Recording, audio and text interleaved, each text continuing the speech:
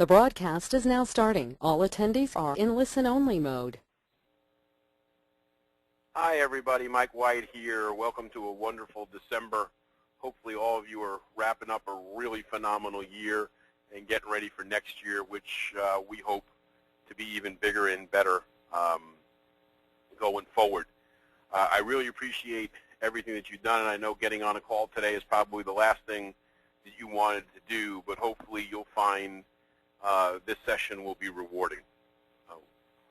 One of the things that I've been thinking about and really trying to wrap my mind around is the difference between the loan originators who really do it well and do it in less time, and those that struggle or those that don't produce the numbers that they want.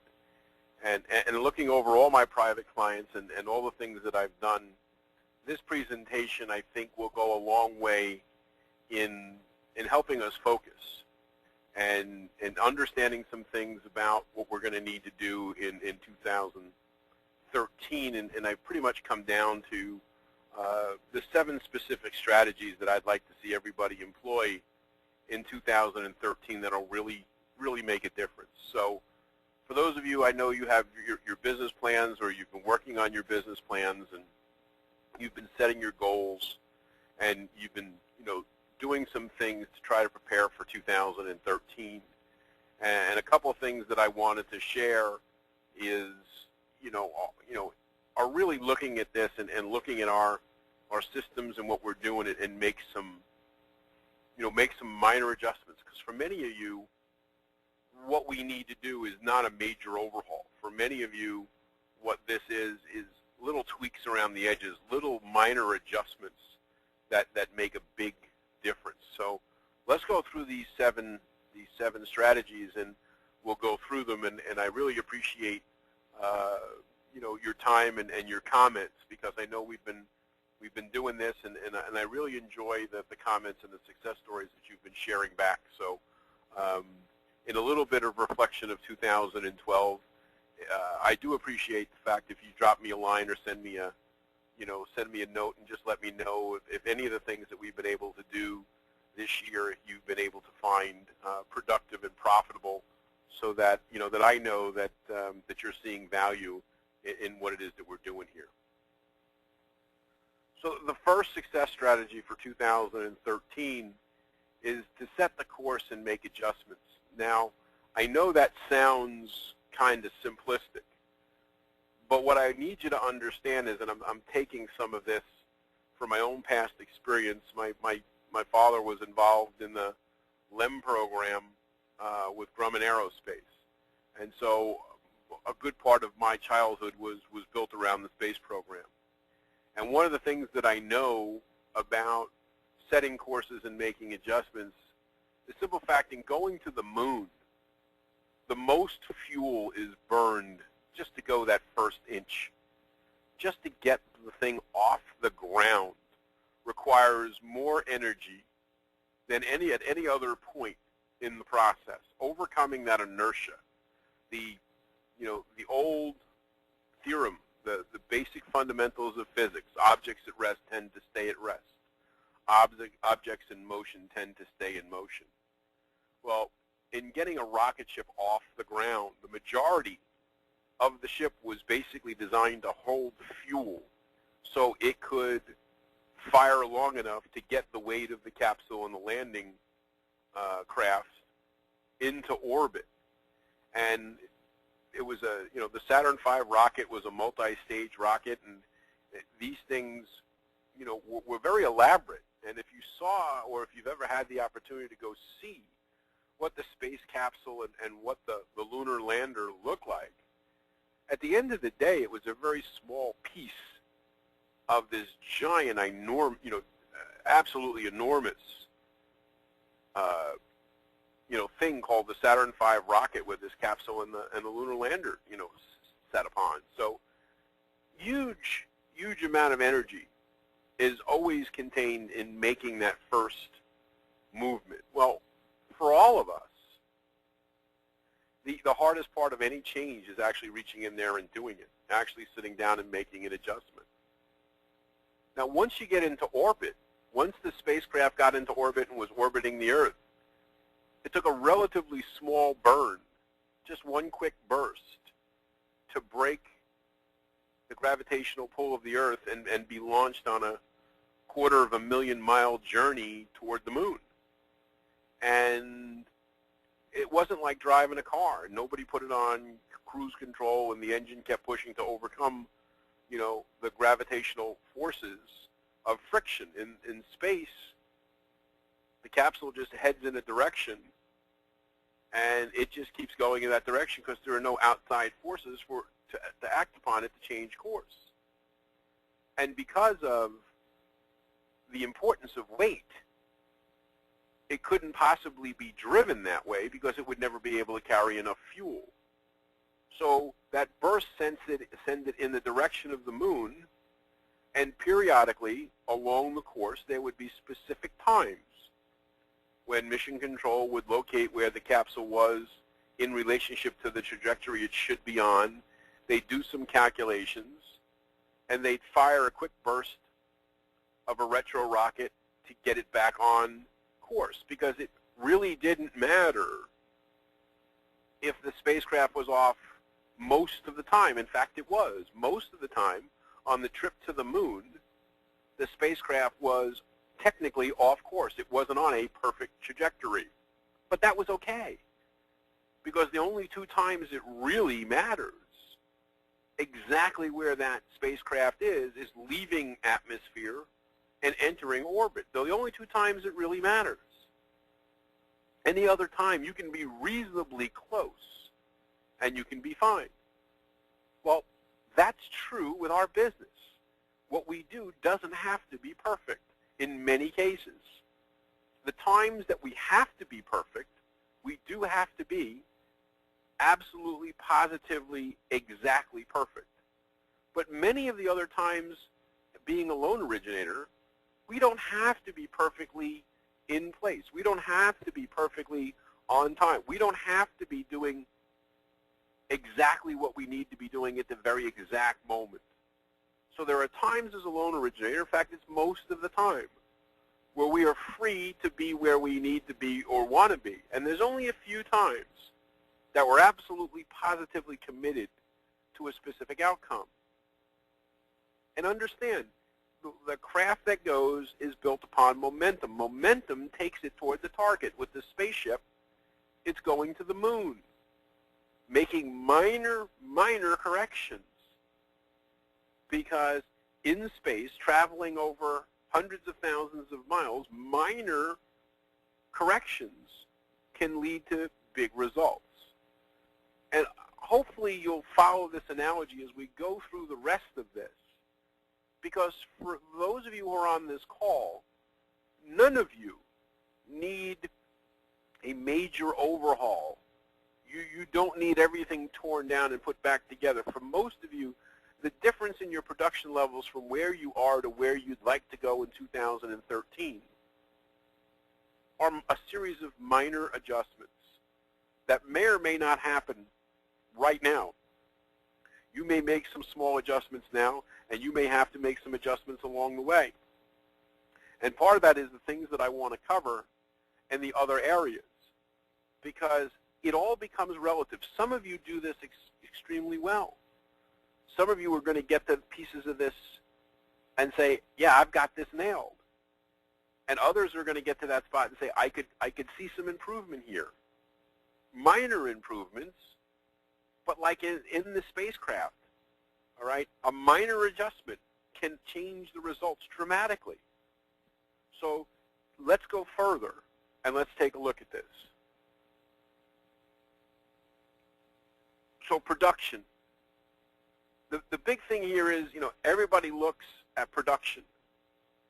And what they fail to do is to calculate and set expectations and fully understand and measure it against a known quality. Now, what I mean by that is, all of us who are on this call have been in the business a while.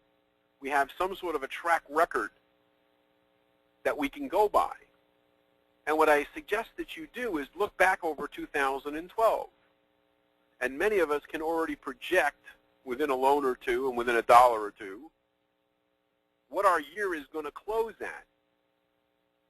And what you can do now is go over 2011 and 2012 and say, in 2011 I closed X number of units.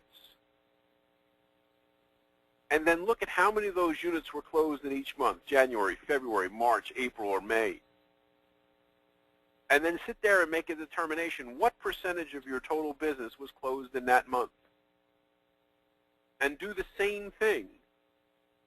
Same exact thing for 2012. Look at the total number of units that you're going to close for 2012. Look at each month. How many units did I close that month? Divide it out and see what percentage of business you did in January, February, March, April, all the way through the year. Compare it to 2011, look at 2012, and you'll get a feel. Because here's the thing, your month isn't broken up evenly. For those of you who want to do, let's just say 84 units. Well, that breaks out to 7 units a month. None of you are going to do 7 units every single month. It doesn't work that way. Some will be higher, some will be lower. Some is dictated just by the fact of how loans close, and some dictate based upon your marketplace and market conditions. So imagine, if you will, you understood each month and the ratio of loans, the percentage of your business that you needed to close compared to what your overall goal is. Now let's just say some of you have put into it and say, you know what, I want to be in a position and I want to close 100 loans in 2013. Well, simply put, if we get to January and you look at your percentage of closed loans, your ratios, that say you close 6% of your total business for the year in January. Well, what does that mean? Well, it means if I want to close 100 loans, I have to close, my guide path to check if I'm on track is 6. I have to close 6 units in January. Suppose I get to February and I see that I close 5% of my loans in February. Then I would know I'd have to close 5 loans, totaling 11 loans, so that I was on track to make my goal. And we go on and on and on and on, comparing month to month, doing some simple mathematical calculations, so that based upon historic data, which says I do a certain percentage of my business in each of these corresponding months, and if I keep a running total, I can check my closing rates based upon historical data, based upon what I'm doing, to see if I am tracking, just like the spaceship, in the way that I'm supposed to go. And if I'm not, I have the ability to make adjustments. And that's why I'm saying the last piece to this is schedule the daily activities and score your daily results. Because we can break this down. All of you have been through the process where we know what we have to do each day. How many people must I speak to? How many credit reports must I pull? How many applications must I write to generate a closed loan? We all know these numbers. This is not one of those things we do once and never go back to. This is one of those things that we do constantly. You do this to track yourself because, like I've told you before, you don't want to be driving looking through the rearview mirror. It's very tough to make positive adjustments that way. You certainly can't go very fast. What I need you to do is to have a vision of what your 2013 is going to look like and have an expectation as to what you're supposed to be doing every month and every week and every day to achieve those goals. And then go back and look at it and make sure that you're on target. You can have slight deviations. Sometimes you'll have loans that roll over. Sometimes you'll have people that are looking for properties that haven't gotten contracts yet. there is some elasticity in what we do. But the reality of it is, if you have an understanding of your numbers and you schedule just a little bit of time each week and each month to compare these, you're going to do a great job. The biggest problem with people who do business plans is they write their business plan, then they show it to a manager or somebody, and it goes in their desk, and nobody ever sees it again. Your business plan at the end of the year should be a wreck, should be wrinkled, should be tattered, should be abused, should be written on. There should be all sorts of notes and numbers. That's your guide. That's your map. That's how you're going to get to doing what you say you're going to do. Now, prospecting. And when we talk about making adjustments, one of the things that I beg people to do, especially those who are already being very productive, is to make sure that they cut out a minimum of 2 hours every day between the hours of 10 and 3 so that they can effectively and actively prospect. Because if we don't carve out that time, it gets consumed. Every day that we walk this planet, there are hours between 10 and 3. And every day that we have a work day, those hours come and they go. Whether or not you prospect for 2 hours is something that you have to schedule. Now remember, we have to establish a clear focus each and every day. And if you remember using the referral triangle, and we've talked about this, is it a realtor day? Is it an other professional day? Is it a database day? Are the tasks that I'm doing in those 2 hours congruent with those focus? With that focus, am I doing what I say I'm going to do so that I stay in balance? All of us need to step back and look at the specific task list that we have, that we associate with each area of focus, so that we're doing what we say we're going to do. Most people, when you say things, it's really just wishing. We all know people like that. They talk a really great game. But when it comes time, to get involved, and when it comes time to see, what's going on, and it comes time to do the work, what happens is they don't set the list. They don't know what their tasks are.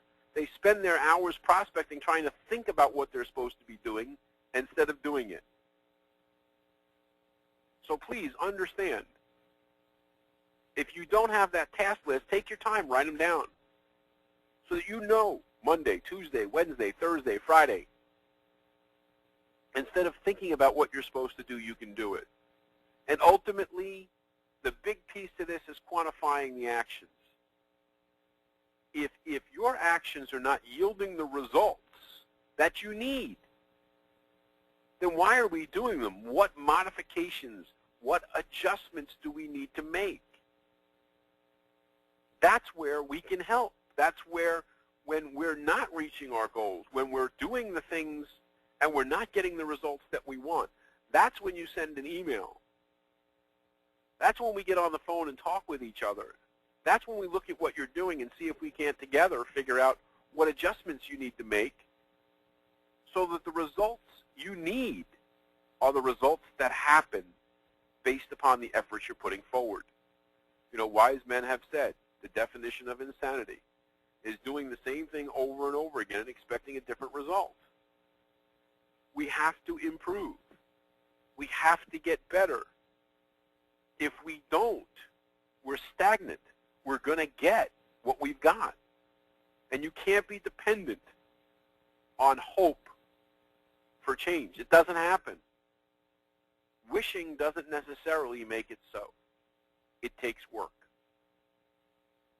Referral partners.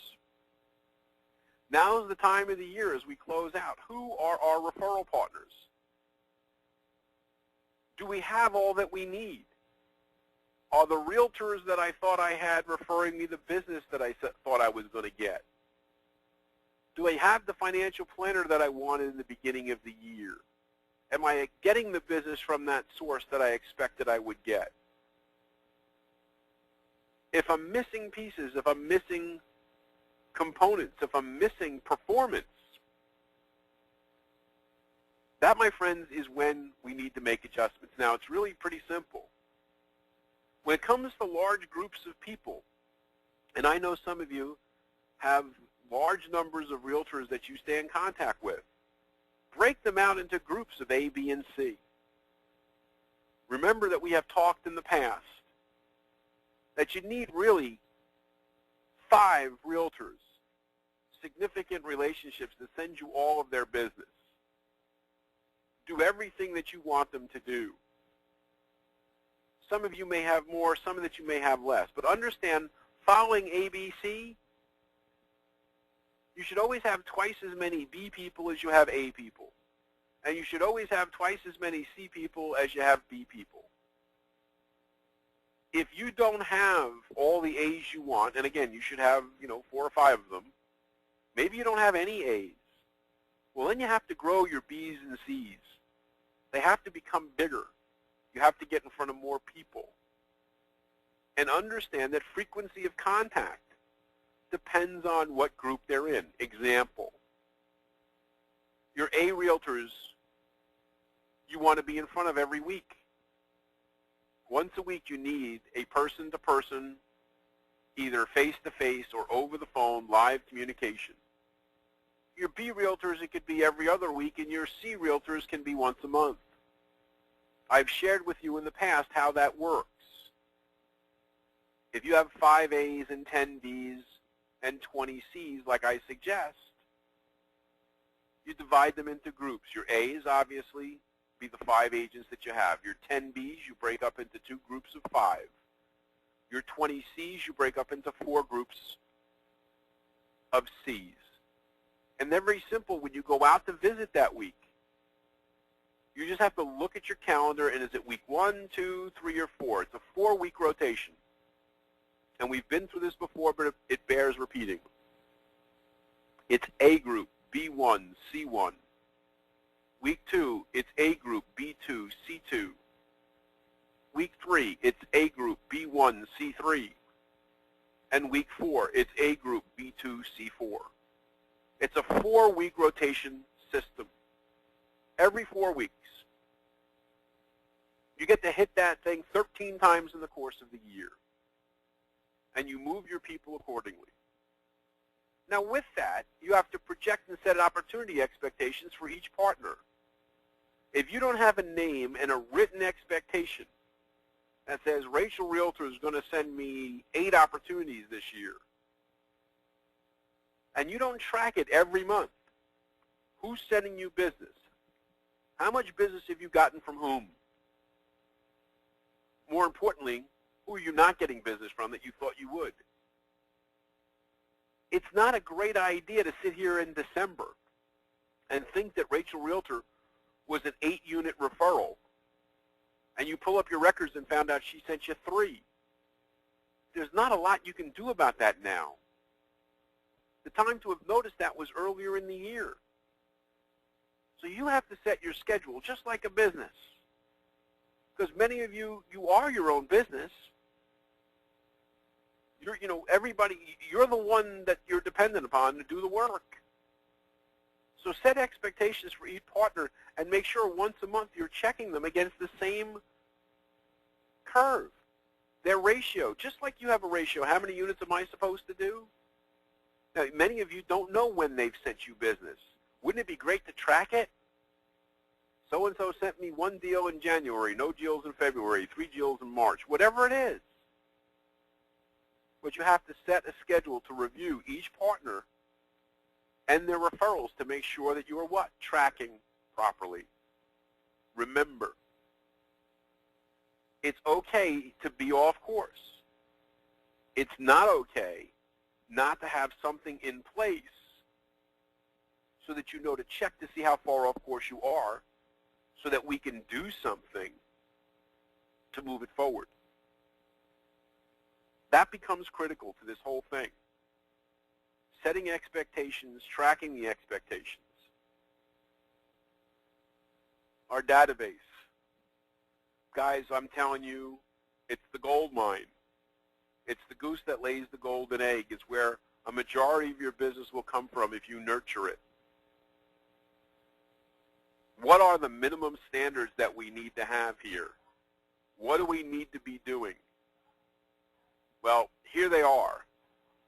Every one of us needs to be in a position where our entire database is lined up to receive the annual mortgage fitness checkup and identity theft screening. Everybody. If you don't have people in place, and take your entire database and divide it by 12 and put, you know, that group of one group in January, one group in February, one group in March, April, May, just divide them up evenly. And then from here on out, just drop them into the month that they close. If you're not communicating with them, offering the annual mortgage fitness checkup and identity theft screening, you are missing a value-added proposition that generates opportunities for you either to do a refinance or a purchase for them again, or gather one of their friends or family members as a referral. You got to be in a position to send a birthday card or a birthday email. Many of you working for companies where that will take place. You have to remember, even if it's just a call list, and even if you just call them on their birthday, you also need to go out there and own a holiday, and it's not Christmas. Next one that I would suggest, you got Valentine's Day coming up, but you could be Valentine's Day, it could be St. Patrick's Day, it could be Memorial Day, it could be 4th of July, it could be Labor Day, it could be Halloween. Could even be Thanksgiving. Can't be Christmas or New Year's. There's way too much going on, you get lost in the shuffle. So own a holiday. Be the person that everybody remembers on that holiday. Because then they start to associate. You've got to create monthly value for everybody through email. Those of you who are using YouTube and Facebook and LinkedIn or just by blogging, the reality here is you've got to create value through the internet. You've got to get value-added propositions from your other professionals. As we've talked about in the past, who is that merchant of the month? Who's that product or service provider that'll give you a discount that you can share? I've got one loan originator who now goes out there and records a short video, literally goes to the merchant's place of business. And him and the merchant, they sit down and they record the video coupon explaining what the benefit is. And then they take that video link, they post it on YouTube, they send it to everybody in their databases via email, they post it on Facebook, they post it on their blog site, they post it on their LinkedIn account. It gets to a point where, believe it or not, people then start subscribing to this person's YouTube account. They start attracting attention. People start following on Twitter. People start liking you on Facebook. People start connecting you on LinkedIn. People start forwarding your blog. And you grow the number of people that you get in front of. And most importantly, you should be monitoring your growth of your database every week. If you're not growing the number of people in your database, then it's stagnant and you're not doing the proper things. When you're young and you're new in the business, you got to be growing your database at the rate of about 50 a week. When you're involved in your business a little longer, you don't need anywhere near that amount of growth every week because the referrals you get are going to be more impactful. But you still need 10, 20 times people coming to you, people growing, because we all get back down to the same thing. It all starts with a contact. It all starts with a credit pull. Follow your business. Monitor your growth. Monitor your credit pulls. You have to know. Because if you don't know, who does? This business can be incredible. incredibly simple. It's just not easy. You have to do the work. But it's like changing the oil in your car. It's not incredibly complicated nor expensive to do it. But if you do it on a regular basis, your engine will last almost forever. It beats the heck out of making major engine repairs or the inconvenience of having to replace the entire engine or buy a new car. That's why you do it. Well, your database is the same thing. Nurture and grow your database, and it will support you. Loan files. This is the big one here. I'll be honest with you. If there's anything that you're going to do this year to help you go to whatever that next level is, or to limit the amount of time you have to spend working to earn and close the number of units that you have right now, these 4 things couldn't, I don't know if I could find 4 things more important. You've got to make your submissions bulletproof. 15 minutes up front, making sure you've dotted all the I's and crossed all the T's and doing all the math, making sure everything works can literally save you hours of chasing documents. I've got loan officers closing hundreds of millions of dollars worth of loans a year. I had one that's going to close $100 million this year tell me, most important thing that happens on every file is the 15 minutes spent double checking before the file gets submitted. That person closed $14 million worth of business in November of this year.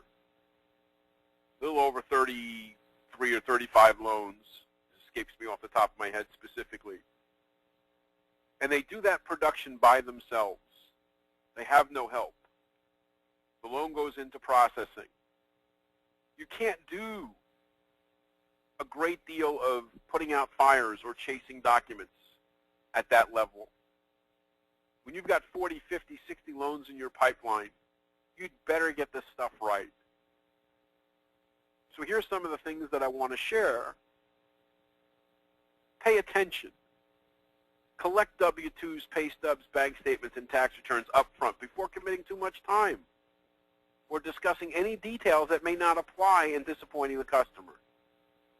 We all know there's 5 things that you have to, there's not anybody in this country that's going to get a mortgage loan without submitting W-2s, pay stubs, bank statements, tax returns, and getting a tri-merge credit report pulled. We're all pretty good about making sure we pull the tri-merge. But we're all not really good about looking at W-2s, pay stubs, bank statements, and tax returns before we get into producing scenarios for these people. And I really think we need to do a better job of that. With some of my newer people, I tell them there's no reason to talk to anybody more than 10 minutes without getting this information, because really there's nothing that you can say. It all becomes hypothetical. The more business you want to close, the better at this you'll get. I've got some loan officers, they freak out over, well, but I got to lock the loan in. And I tell them, what leverage do you have over your customer to give you documentation when the only one that loses money on a lock expiration is your boss? Customer doesn't lose any money. You don't lose any money. Your branch and your company are the ones that lose money when locks expire or have to be renegotiated. You can't charge a customer because you didn't collect the information. You're in a position of superior knowledge. You're supposed to know better. So what if you just made it a straight-out condition? Hey, I don't speak to anybody more than about 10 minutes. And I tell them this is what I need. Some of you have great systems in place where they go out and fill out the application online and upload their documents right to you. But others struggle and they challenge because they're afraid to ask. Well, I can go over to here and they'll tell me what I can do without seeing this. Well, yeah, they could tell you, but they could be lying, because eventually they're going to ask you for these things, and then you may find out that it can't be done. The other thing you need to be doing is define the timeline of activity so everybody knows the course that you're taking in the schedule of events. You've got to be in a position to explain to the client how that loan's going to close in 30 days. What are the sequence of events that are going to take place? What expectations are there going to be? All of that up front. Because when you lay the plan out in front of somebody, it becomes easy for them to understand what's in front of them and how they contribute to the process. Now, that doesn't mean you're not going to have customers that delay giving you documentation. It doesn't mean that you're not going to have people who drag their feet on follow-up items. It doesn't mean that that's not going to happen. But it eliminates a good deal of it. It creates the environment which these people understand that part of this process is their performance. And if you define the timeline of activity so that everybody's aware of what's happening and what the scheduled events are going to be, it becomes crystal clear about everybody's participation. And then and only then are you given the ability to exceed that expectation. Imagine if you had a life where the only calls that you had to return were new opportunity inquiries. The only people that ever called and left you a message on voicemail was somebody who was calling you to set an appointment to do a loan with you or to schedule a consultation. I've got one branch that I work with where the branch manager has that as their expectation. That their expectation in that branch, what their goal is that the only phone calls that ever come in are thank yous and referrals of new opportunity. Now, clearly, they don't have 100% of that. But the reality is how do you even get close if you don't set the expectation? If you don't set the expectation that would be a perfect system, then you're never going to get close to it. I don't think it's possible for that to happen. I don't think it's possible to have 100% of your business all outbound phone calls. I don't believe it's possible. But you can improve the percentage a great deal if you put your mind to it by taking these steps, by making people aware, by keeping them clear as to what the cause and effect of this process is. Because without it, we have nothing. You know, the amazing part here is you speak to consumers, and if you listen to them about the mortgage process, seriously, they will tell you, if the loan officer calls me back within a day of when I call them, I'm thrilled. If I close my loan within a week of the targeted closing date, I'm thinking that's pretty good.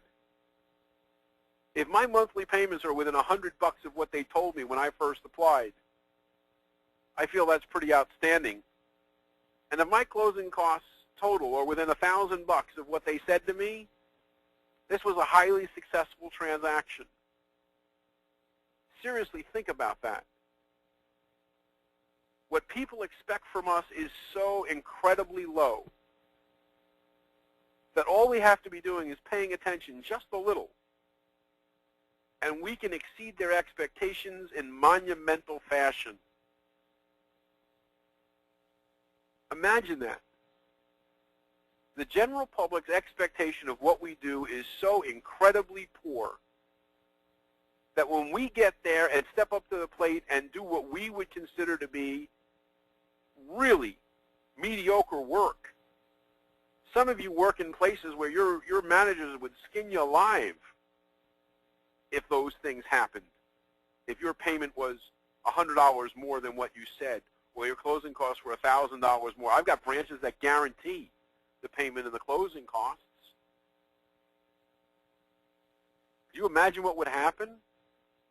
But it's not surprising that the customers get out of this experience and generally refer one or two people back to the company every time they close a loan. It's a self-filling pipeline. The service levels are so high that for every loan they close, they get a little more than one return inquiry. Imagine that. Imagine if you had automatic file replacement just because you were exceeding expectations. What would your life look like?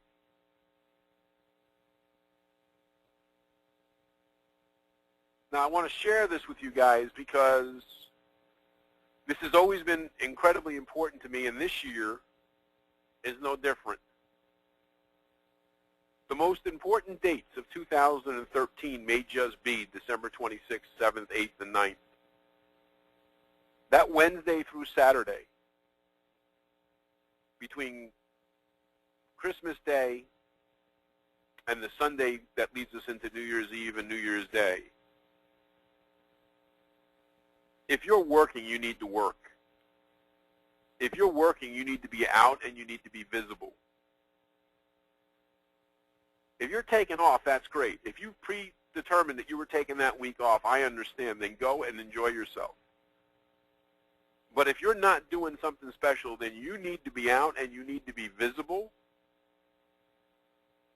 You need, I don't care if you pick up a box of candy canes from the drugstore and you tape your business card to it.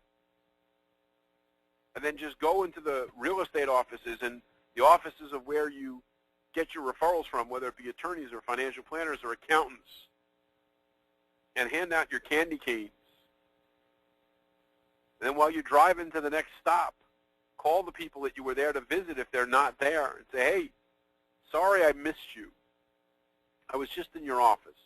Was hoping to catch you. Just wanted to let you know that I'm around. If a deal comes together, I'm here. Because most of the people are off. Most of the people are gone.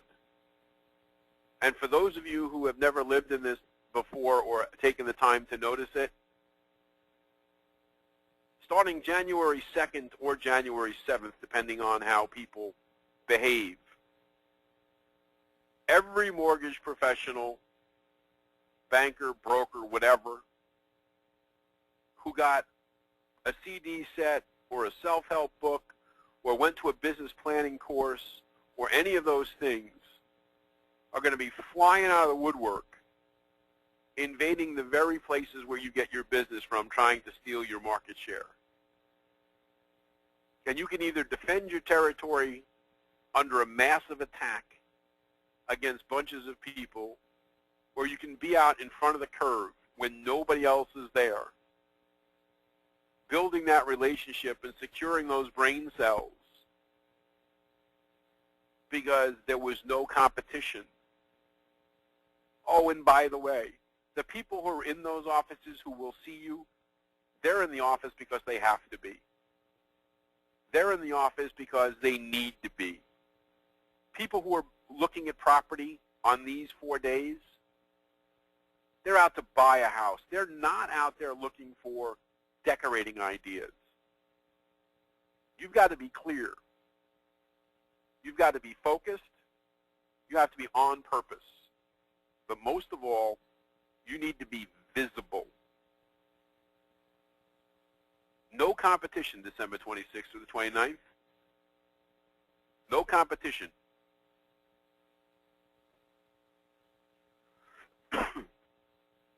Make sure your people know that you are available.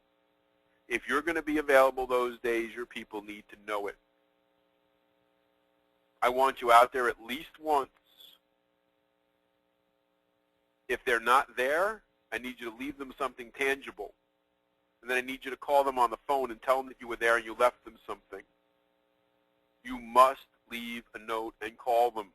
And you do that as you're traveling to the next location. No time gets lost. And last but not least, just meet and greet and introduce yourself to everybody you meet along the way. You have to.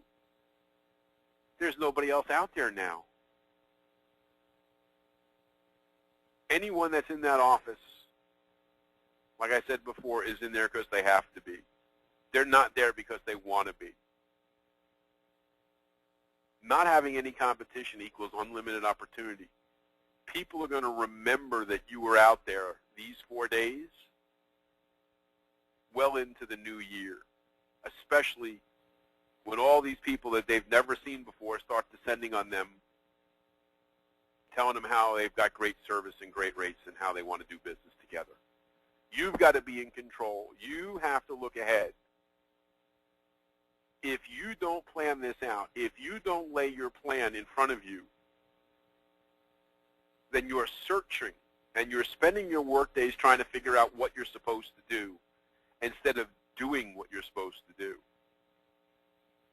Thinking does not equal execution.